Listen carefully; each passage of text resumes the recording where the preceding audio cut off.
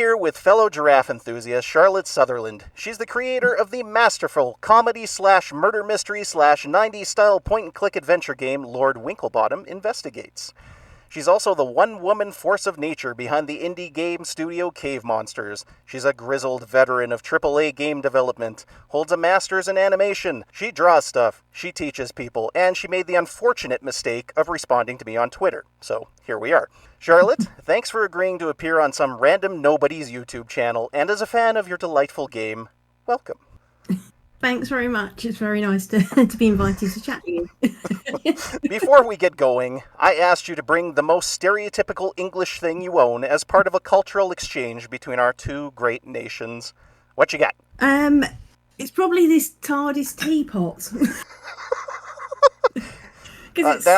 That's from Doctor Who, yeah. British tea drinkers. That is indeed the most stereotypical thing I could have asked for, so thank you. On my end, I'd like to present a real-life Canadian toque. This legendary item adds a +2 bonus to all rolls versus cold damage. That had absolutely nothing to do with the rest of the interview, by the way. I just thought it was funny. All right, so let's go back to your earlier days for a moment. It's time to start thinking about your career, and you decide you really wanted to get into games and animation. What attracted you to the field to begin with, and why? Well, I was always quite sort of creative as a kid. I was always drawing and sort of writing stories and stuff like that, and I was much more sort of creative than academic in that way. So I always liked animation and animated films and TV and stuff like Wallace and Gromit and things when I was younger. So I kind of originally wanted to do, this was like when I was quite young, I wanted to do sort of stop motion animation and stuff. And then that seemed to die off a bit. and 3D sort of animation came in. So I thought, I kind of exploring the different areas of that. And it's kind of keeping up with the times. Yeah, and that's kind of where it led me.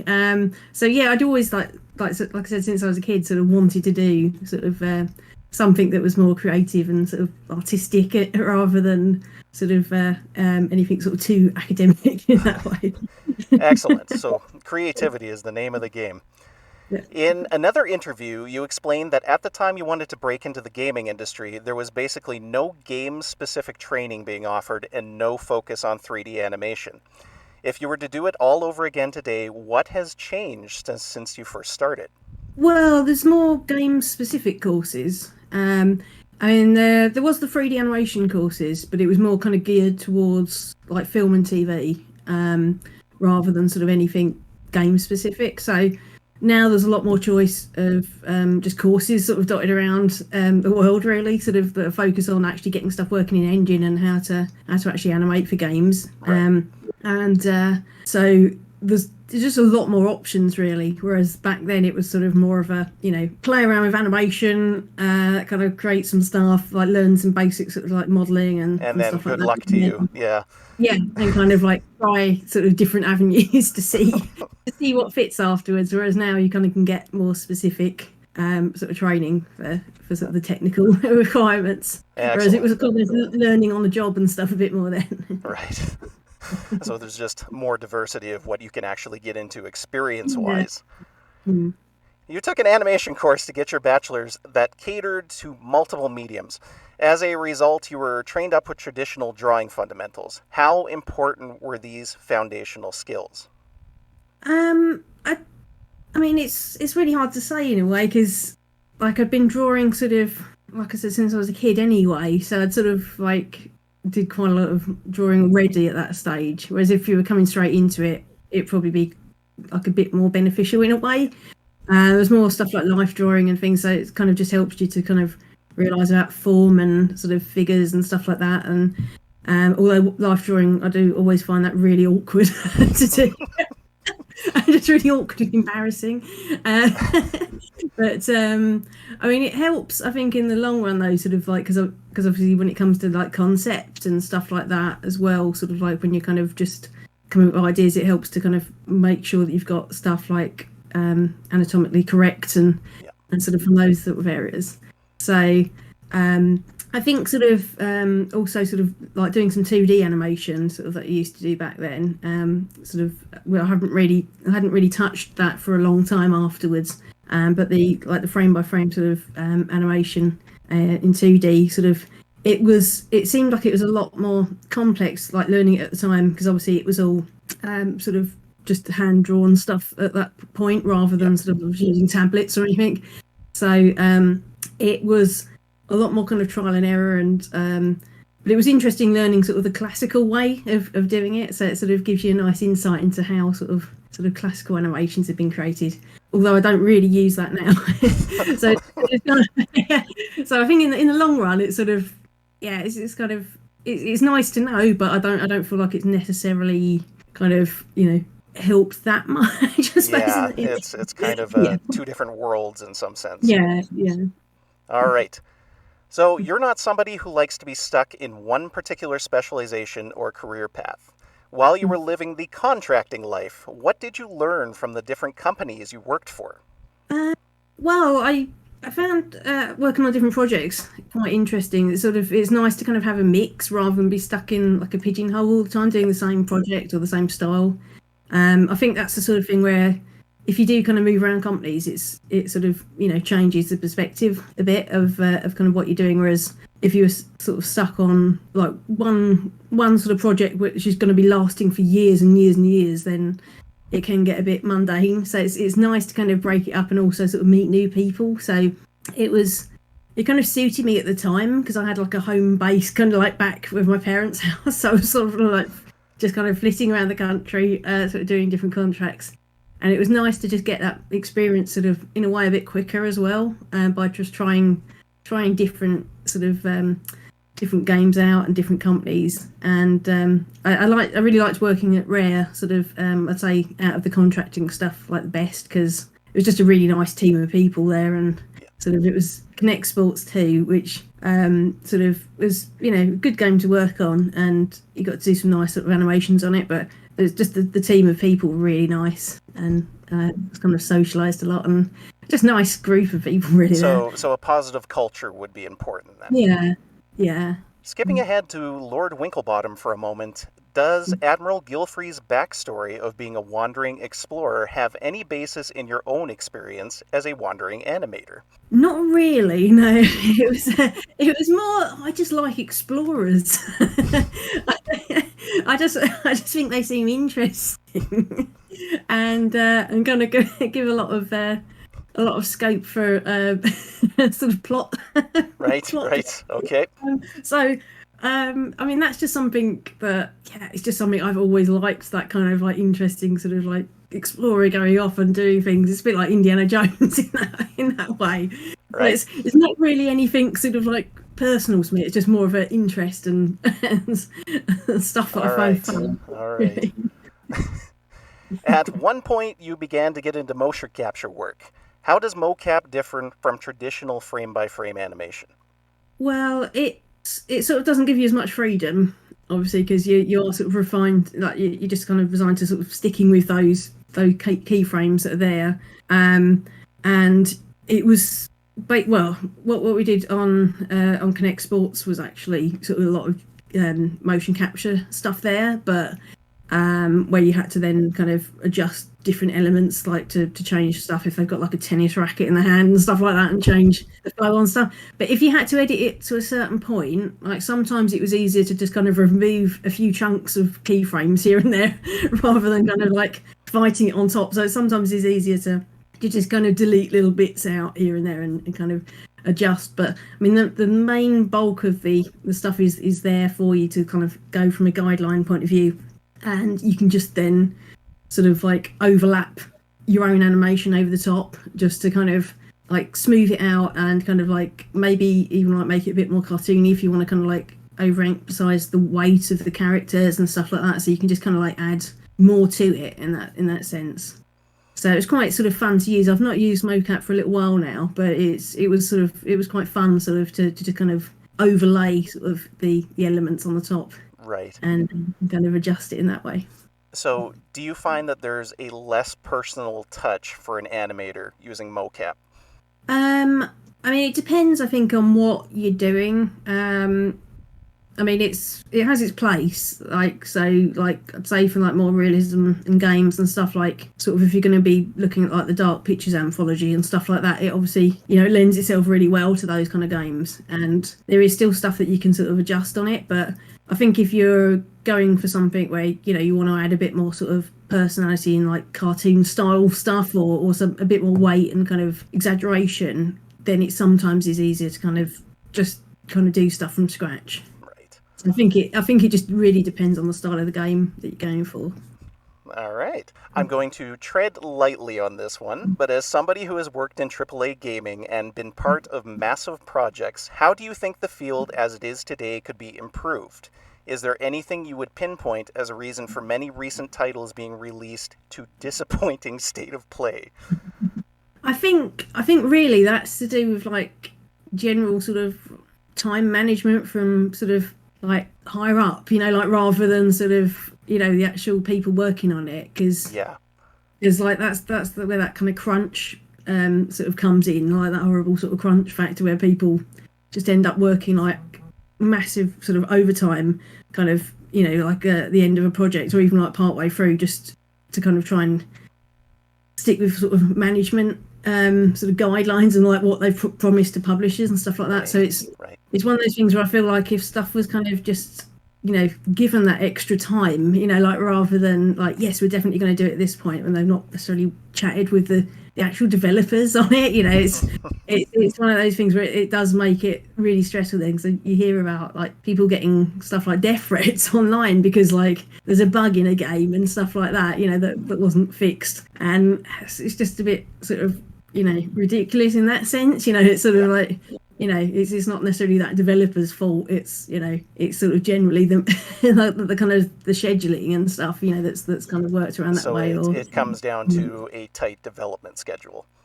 yeah, and also sort of I think something now as well. It's sort of, I think they're sort of getting used to sort of working from home as well. Sort of like since the whole COVID stuff, and like loads of places have gone remote now, and you know it's there's that kind of not knowing sort of like exactly sort of how companies are going to necessarily work sort of like remotely, because like my husband sort of, he still works at Zumo Digital, and he's working like from remotely now, so he's just kind of like in the spare room sort of on a computer all day and doesn't really see anyone sort of in person. So it's kind of like that's a bit of a culture shock, I suppose, as well, because you're kind of going from chatting with loads of people sort of, you know, day in day out, to then not seeing anyone apart from like over Zoom or something. So some of that comes from not adjusting to the current climate, you would say. Yeah. So there's a lot more sort of roles now that are coming up where it's remote sort of working and stuff. And I know it sort of works out sort of for some people and stuff, and it can be quite sort of nice to kind of like do stuff remotely sometimes, but it's, you kind of miss out on that socialization stuff really. So more awkward on your own. The overall cohesion suffers then. Yeah. Right. So how important is art and individual creativity to producing a quality video game? I feel like it's very important, sort of, because, you know, the more sort of interests and sort of varied team members that you've got, it can really add to the sort of the overall, you know, vibe of a game. So obviously, if you just put some general people sort of in a room and said about, you know, oh, create a video game, like it might come out as a pretty basic sort of, I don't know, first person shooter or something, you know, like sort of with not many different elements in it. But, you know, I feel like having more people on the team that are kind of, you know, actually thinking about sort of ideas, and or sort of, you know, also people from like varied backgrounds and with different sort of things that inspire them, it can really help to kind of create something new and exciting really there. Yeah. So when titles are released year after year with very little variation between them, that might be potentially a cause of such. Yeah. All right, you decided to take a carefully calculated risk and start your own company. What led up to the creation of Cave Monsters, and where does the name come from?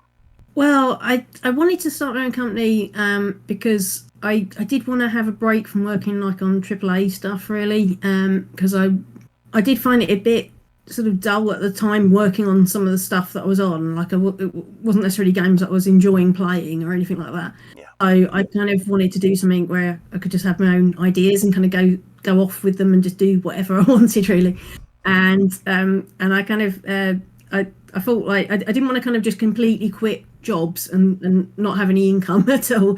So I kind of did the teaching, so I can do teaching part time and then sort of do the game dev part time, and that was kind of like where it all came from initially. It was just kind of wanting to have a bit more sort of creative control and sort of actually being able to sort of explore different sort of avenues and stuff, really, and do something that was just a bit more generally interesting to me. But the actual name for cave monsters, I didn't come up with that.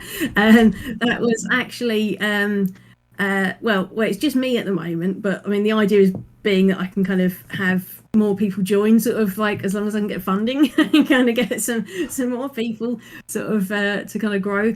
But the original thing was from years ago. Actually, my husband and like some of his friends, this was like years before we met, they were thinking of doing a company themselves, and they were calling it Cave Monsters. They didn't actually register the name sort of a company's house, but they did set up all the socials and accounts. And it's like, there, you already got like the name registered and stuff in different places. So it was literally convenience. Yeah. Yeah, there's a website that's already registered with that. All right. And, you know, I liked the name, and and it was like, yeah, it's okay for you to use. So yeah, it sounds like I stole it, really, but well, you can't steal something that already exists. That's yeah. So they kind of offered it to me to use. So, and like I said, I like the name anyway, because I like the idea of like you're just stuck in a little box room, kind of, you know, creating stuff, and so it's sort of like your own little cave that you're just trapped in while on the computer. And then, you know, I like the idea of kind of, you know, obviously getting more people on board at some point and kind of keeping it as a remote studio so that everybody can just be in their own little cave sort of that way. But only occasionally glimpsing sunlight. Yes, through my tiny window that's over here. What was the final push that made you decide to go for it, and why did you come to the conclusion that the personal risk was acceptable? Well, at the time, like, I mean, it's one of those things where I was just kind of feeling a bit down, I suppose, like sort of not being able to do as much stuff as I wanted to do, like creativity wise and stuff. I was kind of working on what I found a bit dull at the time, and you know, like just chatting sort of with my husband and stuff, and you know, thought it'd be a good idea, and like, you know, to just kind of go for it really at that point, and sort of try something new rather than kind of feeling like I was stuck in a rut too much. And like I said, like the teaching sort of stuff had always kind of interested me anyway. Sort of, I kind of always thought I wanted to try teaching at some point, and I just thought, sort of, why not now, and then combine it with that sort of like setting up my own company and working on my own stuff, so that at least that way kind of, you know, financially everything's sort of okay, you know, and then you're not just kind of going off into the void and sort of, you know, wasting sort of, you know, life savings and stuff like that, you know, trying to do stuff, because you hear so many stories where it's like people kind of, you know, remortgaging their house and stuff to kind of fund setting up a company, and it, like, you generally hear about the stories where it goes really well and stuff, but you know, there's obviously a lot of films where it doesn't go really well. So I didn't want to do that risk. So I was trying to just approach it from that sort of like, ideally sort of like financially savvy way, where, you know, sort of you've still got a job part time in the and most, you know, sensible way possible, right? Yeah. What obstacles did you face in starting your own business, and how did you overcome them? I mean, I think most of the obstacles are more like financial stuff, because like I didn't have like a load of money to kind of put into it and sort of pay for extra stuff and things, or so like the original demo sort of that I did was like a proof of concept demo. It was like the lowest budget thing possible. Sort of with some royalty free music in it, like that initial demo, and sort of had James, sort of husband, like voicing pretty much everybody in it, apart from sort of the maid, who was done by Sally Beaumont. So that was like the original demo, and I was going to try and get funding from that to ideally like fund the rest of the development. And that was just like a couple of rooms, really, sort of for that sort of initial.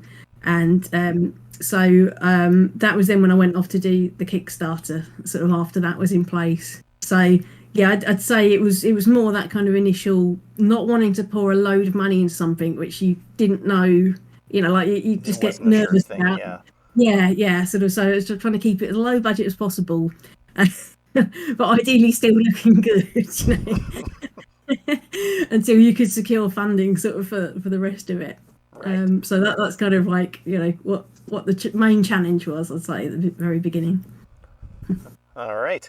Somewhat related to the last question, with a published title under your belt, what do you wish you had known when you first started working on your game? I'd say about sort of the social media stuff, really, because I'd say I'm not really the best at doing social media myself, and kind of trying to ramp up hype and stuff. And because I'd never really sort of been on it that much, so I was trying to kind of like start chatting with more people that run social media accounts and stuff like that for other developers, and sort of trying to learn as I went along there, and just kind of like learning about that, like how to kind of get hype for the game and how to sort of publicize it and stuff, because I've never been involved in that at all. Yeah. It's always just been like the creative aspects and stuff, and never sort of publicity in any way. So it's stuff you're just learning sort of as you're going along, and I feel like I've learned quite a lot of stuff from it now. I know I'm not always that active on social media and stuff, but it's one of the things where I kind of,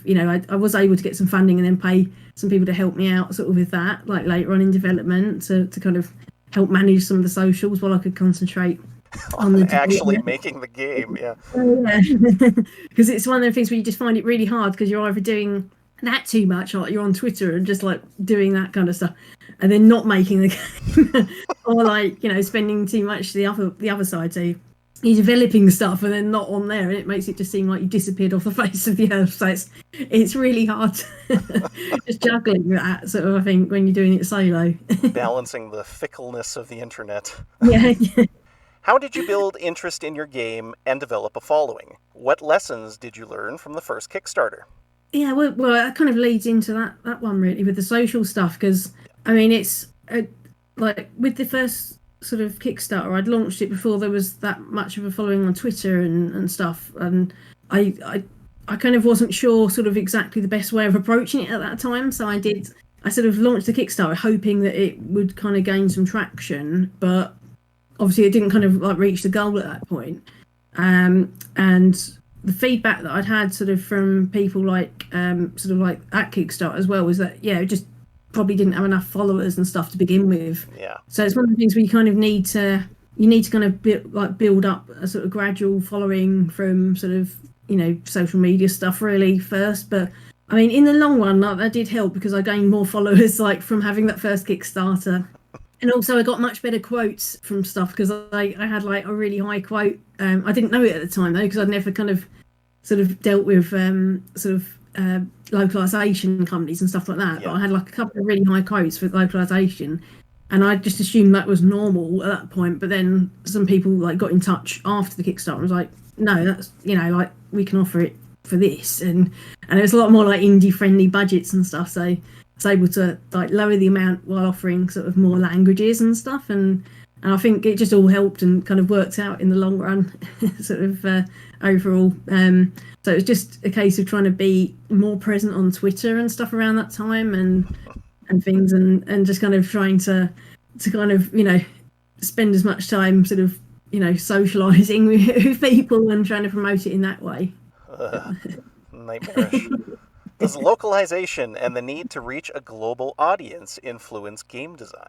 I mean, it sort of does in a way. I think with some of the kind of different gags and stuff like that, I know they won't necessarily translate. So I was trying to kind of avoid too many puns and stuff, like in case they didn't really kind of like translate to some languages. I know there will still be a few things in it which won't translate at all, and like a few sort of references here and there that won't.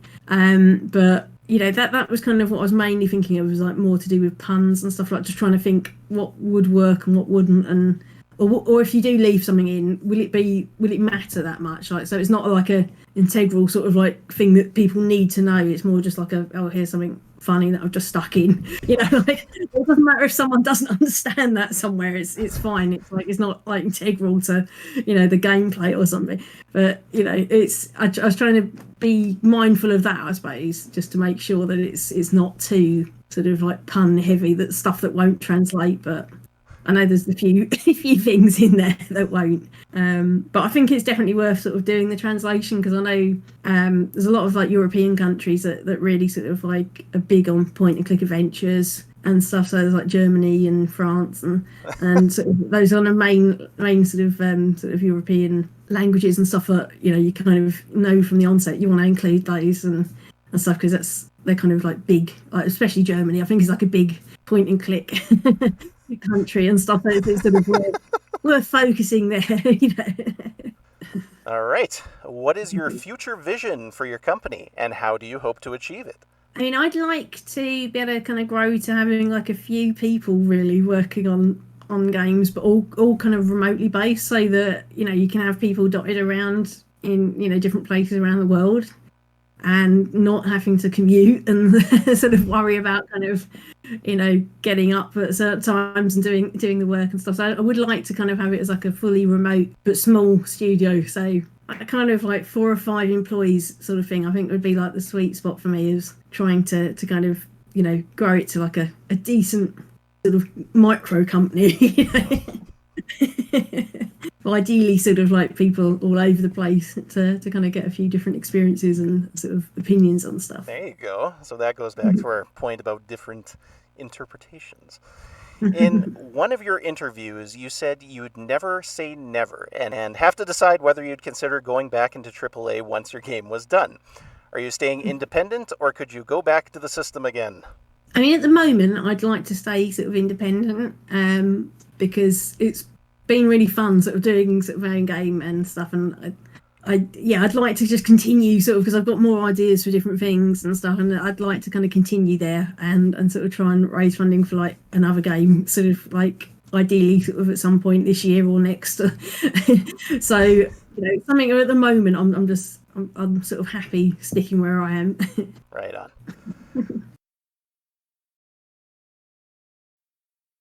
All right, so let's move on to your game. I'm just going to warn you that I'm going to go full spoiler mode, because I absolutely have to ask you 2 burning questions while you're right in front of me. So, in Lord Winklebottom Investigates, you managed to combine several disparate genres, concepts, and tones into a sharply written comedy that uses anthropomorphic animals in a classical sense in order to deliver an impactful and timely message to the audience. How did you balance all of this as well as you did, and was there ever a point that something wasn't working narratively?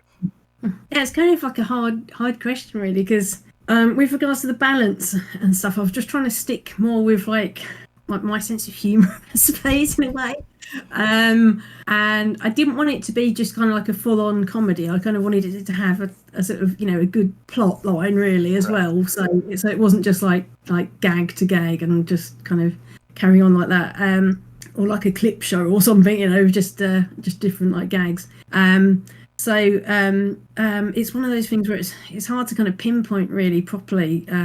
Sort of, I mean, initially, sort of with regards to sort of the narrative stuff, like something that I struggled with was the like Aristotle sort of Gilfrey, sort of the fact that he's like a nice guy, he's a nice axolotl who happens to be murdered, and it seems like it's sort of harder then to kind of come up with motives, for like why people would want to kill him. Because when you think about like a lot of murder mystery stuff, it's always someone that's a horrible sort of person that's been murdered. Right. With like tons of motives, because they've just been awful to everybody and stuff. And it was trying to kind of approach it from that way, as well as like kind of why, like what would make sense here? Why would people wanted him murdered? I mean, and a lot of it comes down to sort of it's misunderstandings on their part, that they thought that he was going to kind of say something due to their own insecurities and kind of like kind of out them for something, which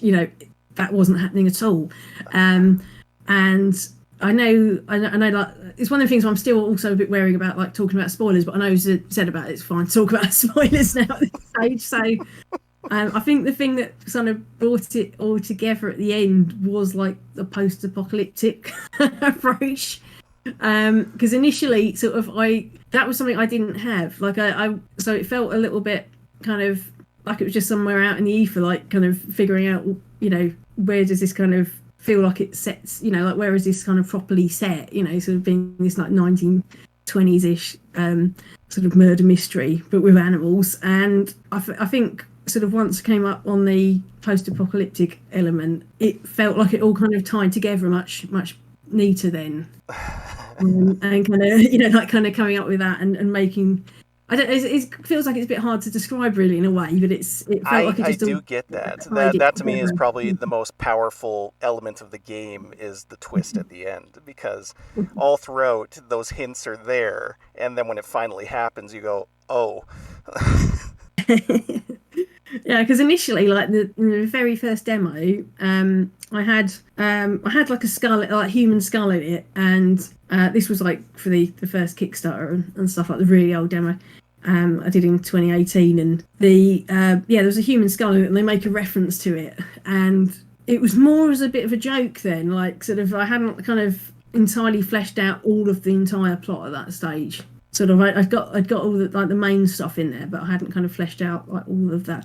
And I mean, it seemed like sort of, it kind of all stemmed from that one skull, really. Eventually, kind of it went back, sort of like once kind of like working through the script again and the plot and stuff, and it kind of went back to that, and like sort of it is basically that can be where it all kind of originated from, really. So it's that's interesting. So it wasn't in the initial concept; it was just a byproduct of wanting to give it a purpose. Yeah, it kind of came naturally, I suppose, like as I was just kind of going through different passes on the script. Because I had like the general idea initially as like, there's, as a general murder mystery, just like, and you kind of had your victim and then kind of built out the plot around that sort of, and that's kind of just where it took me eventually. All right, well, that's basically the next two questions. So, your art style for this game about talking animals is realistically rendered, and this extends to both the character writing, the performances, and the setting itself. How did you balance this grounded approach with the more absurd comedic moments in the game? Well, I wanted it to, like I said previously, I wanted it to kind of, still feel like it could be a kind of murder mystery, like a classical murder mystery, if there wasn't any animals on it. So it's sort of so it kind of play a bit straight at times, but with a bit more of that like kind of English sort of humor or sarcasm sort of like dotted in here and there. I didn't want it to feel like it was just kind of like a sort of trying to kind of go for an all-out comedy. I kind of wanted it to kind of be a bit more sort of balanced in that way. And I don't. There was something about the absurdity of kind of adding on the animal aspect to it, because originally it all stemmed sort of from me sort of going to the zoo, really, and then painting sort of one of the giraffes as like a sort of like haughty looking sort of aristocrat type. Sorry, not aristocrat, not aristocrat. Sorry. That's a different thing. Yeah, okay. Aristocrat. And where he looks kind of a lot more snooty, sort of in the kind of like original painting, and then the story sort of stemmed from that. Really, I just thought like, what would that be like, sort of, as like taking the place of something like Sherlock Holmes or Poirot, because I liked watching a lot of those anyway, like on TV and stuff, and reading them, and I just felt like that kind of adding that sort of touch of absurdity on top of it would just kind of already add like a bit of humor onto it, but obviously then just adding in sort of the general sort of like British sort of Britishness, I suppose, where some of it's kind of a bit more deadpan and stuff, and I felt like that would kind of suit that style, because like when I've watched some of the old like Sherlock Holmes films and stuff, like some of them do include a bit of kind of like deadpan humor in some of the some of the older ones, because there's some I've forgotten who the actors are now, but there's one where it's like there's a series where Watson sort of gradually gets more stupid throughout the films, and and it seems like it's just kind of adding in that kind of, it's not like kind of full on sort of like, he's an idiot, but it comes, it's sort of hinting that he's it's kind of adding it in for like a comedic effect, really. And I just really sort of like enjoyed that aspect. It's just kind of like little sort of like touches of humor and stuff throughout, and kind of developing it that way. So now that's interesting. That's interesting to me in the fact that you had a solid story and everything else set up before you started adding humor to it, right? Yeah. I was trying to sort of just kind of work around that way, and then kind of go through and just kind of add in like touches of humor and stuff. The films that I was talking about, it was Basil Rathbone and Nigel Bruce as Dr. Watson. So Nigel Bruce kind of gets sort of more stupid throughout the films. If you watch them like in order, it just becomes more of like an imbecile as it goes along, and that's kind of like where some of the inspiration for like Frumple sort of being a moron, but like, still being kind of came from, really, for that. But I just kind of like tried to dial it up a bit really. All right, so on the subject of comedy, what makes your game funny and why? I mean, it's one of those things where it's hard to say, really, because I mean, I find some funny, and I know other people do, but then some people might not. It's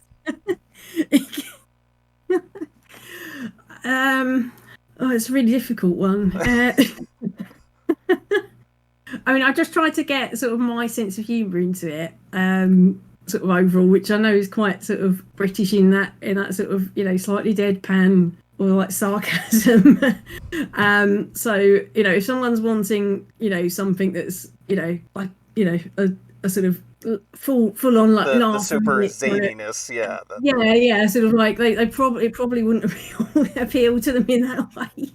It's hard to kind of, because I know like obviously humor is pretty subjective and stuff, so I was going to kind of just trying to do stuff that I would like, sort of like my husband would like, with different friends and stuff like that, kind of would play through and give opinions on stuff, and I was trying to just kind of think about sort of that kind of, like I said, like more focus on like my own sense of humour rather than trying to appease other people's, I suppose, and just like hope that they get it in that way. But I'd say like most of the humour sort of really comes from like the character interactions as well, sort of, rather than it being sort of too sort of zany and wacky and stuff like that. It's sort of, I've tried to do it as more like just dialogue sort of between. So, I would directly contrast that with Will Ferrell's Sherlock movie, where the comedy is because they're idiots. There is no subtext there. I've not seen that at all. It was one of them ones where I was thinking at one point, should I watch it? And then I saw the reviews and I thought, no. You're not missing anything. All right. As a follow-up, there are many scenes in the game where you manage to switch from comedy to more somber themes and then back again in so much as a few lines of dialogue. Would you care to comment how you handled these mood shifts? I'd say it's sort of more just like being aware of like dark humour and stuff like that, really. Just sort of, I was just trying to kind of incorporate some of that in there. So I know there's sections where like, I didn't know if some of it would come across as too morbid at times, but I've always been like a fan of dark humour, really. So it's one of those things where I don't know kind of how to kind of word it, really, with regards to sort of like the actual sort of mood, like changing mood. I just felt like I tried to do kind of what was natural, sort of from a dark humour point of view, sort of like it's not too sort of in your face, but for instance, like the bits where sort of Aristotle sort of just dead floating in the tube and stuff, and Frumple sort of comment about sort of I can't do an autopsy while just gawping at him through the glass, and just kind of like little sort of, I just try to do little touches, really, to kind of embellish on it and sort of like just ease out of like sort of the dark sections and stuff like that. Sort of I think what with Frumple being like an idiot at times, and it's quite easy to kind of make him a bit stupid anyway in a serious situation and kind of like put his foot in it and stuff, so it's kind of, it felt like it was easier to kind of get out of some of those darker elements with him there, because then you can just say something that's a bit out of place, and it's just because he's a bit of an idiot. Right. And All right. This is going to tie into my later review. I got your number. This is related. In the Gilfrey family crypt post-seance, we encounter an entity that may or may not be the ghost of Gilfrey's deceased wife, Ethelberta. The entity tells us that it's only memories and nothing more, as well as speaking about Ethelberta in a separate identity from the one we're talking to at the tomb. I'm dying to know if there's a hidden meaning behind that whole exchange. Note to the audience. For nearly half a year since I first played Charlotte's game, I've been working on a deep analysis of the themes and deeper meaning it contains. This wound up as a 30-page, small font, single-spaced, and incredibly thorough fan essay that convincingly presented evidence of the game's deeper subtext to support my theory that Charlotte intended from the very beginning to create a subversive critique that explored the themes of death, stoicism, societal decay, and the ultimate fall of the entire human race. The linchpin of my main argument, and thus the entire essay, directly depended upon a critical 3-page breakdown that I've been agonizing over for nearly 2 months, linking the scene in the graveyard to my thesis. I was so confident in my conclusion, in fact, that I wanted to confirm it directly from Charlotte, who I expected in this moment to tell me what her subtle and rich secret meaning was, to confirm all the clues that I had diligently put together. I mean, really, there's not really his meaning. It was more like about gameplay and giving the player something to kind of approach other players with, and other like NPCs and stuff to kind of, and getting stuff to jog her memory. So more in a from a gameplay point of view, I was thinking like, how can you kind of gamify it a bit in a way? And yeah, so it was literally just the narrative device to figure out the code to the safe. Yeah, sort of like how to kind of jog her memory, so you can add in more elements sort of from that point of view. So rather than it being like hidden sort of, you know, deep meaning to it, it wasn't. It was. All right. I don't know if it was disappointing or not. Once again, I was overthinking. Thank you. So remember, kids, sometimes a dead duck is just a dead duck. And the last question was about the deeper theme of the game, but we more or less just covered that with the writing itself. It was a natural extension of what you wanted to say with the game rather than some deep-seated message that was there from the beginning, and that's interesting to me. And because I've taken up a lot of time being all serious, let's lighten the mood a little for this second-to-last section with a battery of rapid-fire questions. So first, why are giraffes funny? I think they just look really elegant. So, you know, they kind of look goofy but elegant at the same time. So I think that kind of lends itself into a bit of comedy there. All right. Does Lord Winklebottom like peanut butter and Marmite? Is that canon? I mean, I think he would have liked peanut butter, but I don't think it would have existed in that sort of universe, probably. I think it would get stuck around his tongue quite a bit. And Marmite, he probably would in small, like just in moderation. Because that's something else that could linger, I think, on his tongue a bit too much. Winklebottom, Frumple, Percy Tinkle. Please explain to me how you came up with all these ridiculous names.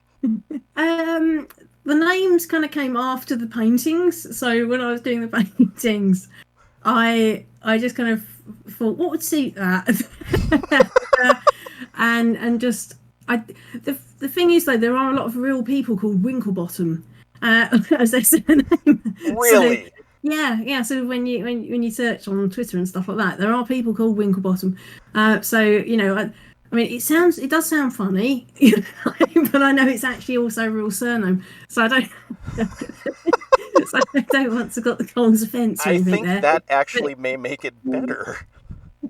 Who is your favourite character, and why? Oh, I think probably, I know it's a bit sort of obvious, but I probably would say Winklebottom, because sort of he was who I drew first, and sort of I feel like the most attached to that character. That's the one that brought everything out. Yeah. Does the fact there are different toilet seats for differently sized animals indicate that this was a serious problem at one point? Well, I think there had to be some point where they realised that small bums would fall down into the sea. I think for me, it was the modularity that made that really funny, because you didn't have a particularly small toilet sitting by itself. They've used what they had to adapt this, and yeah. Yeah.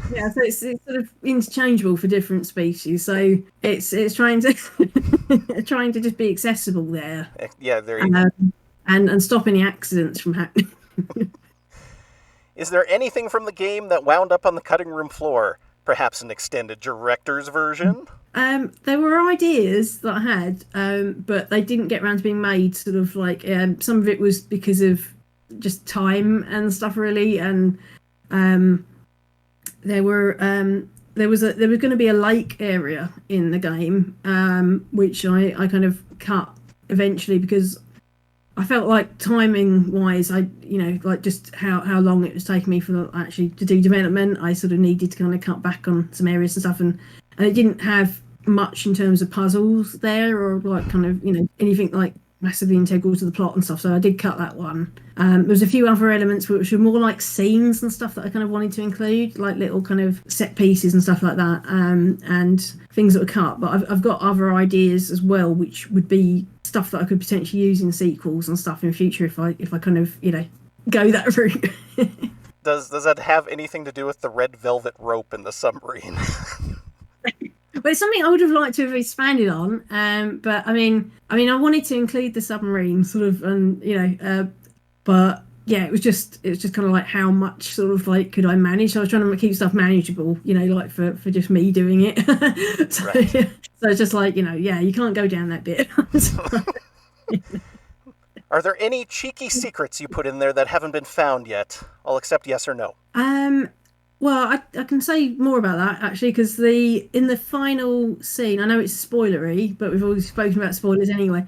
The dates on the wall in the office at the end, where you've got the sort of the final villain type character. Right. I don't know if anyone's noticed, because I've not heard anyone mention about the dates, because the last date on the wall is actually 2023. So the last date that they're keeping track of. Right. Well, that's imminently concerning. Yeah. So yeah, kind of the dates that go back from, I can't remember when they started on there, but yeah, it's just filing cabinets and up to 23. And no one seems to have noticed that yet. For as obsessive as I am, I thought I would have, but no. Does Frumple ever put down his tea? I'd say he only really puts it down if there's something that's shocked him, sort of to the point where he's thrown it up in the air, such as being pushed off of a cliff or something by, some sort of creature. So only exceptional circumstances. Yeah. Yeah. And lastly, and my favorite, how is Winklebottom holding the phone? He's just holding it in his hoof.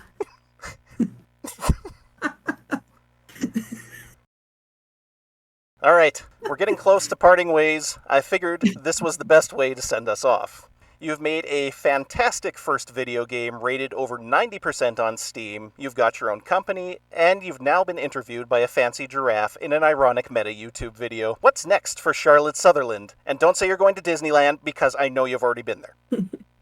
Well, what's next is I'm sort of trying to work on a bit of a demo at the moment for something else, so it's a little bit different. Just to give me a bit of a break sort of from that. So I'm actually just going back to playing with 3D stuff at the moment, and I'm trying to do a short demo. Very early stages at the moment though, with the hopes of trying to get funding to start working on something else, where ideally to get other people working on board with me then, because the idea is that it would be a bit bigger, so I'd need more people. Yeah. So that's kind of my imminent plans at the moment, is kind of working on that. So it's a bit top secret at the moment, but all right. So yeah, that's another reason why I haven't been on Twitter that much and stuff, really sharing stuff, is because there's not really much to show at the moment. It's very early days, but that's now I kind just of feel bad about sending you constant messages. No, don't worry about that. It's nice chatting. And finally, to end this interview, what are some words of wisdom you'd like to leave us with? That doesn't sound very wise, does it? Yeah, I'm a bit stuck now. Well, I'd say if you're wanting to be a game developer, or or anything like that. I'd say, focus on sort of the creativity, and if you're wanting to set up your own company, do be aware of all the other stuff that goes alongside it, like management, social media, all of those elements before thinking, I'll just leave and start my own company.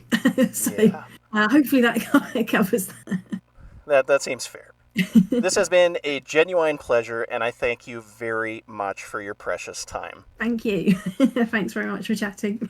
For everybody else, please support independent game developers, artists, creatives, and everybody else who makes our pretty bleak, miserable little world just a little brighter. Until next time. Thank you.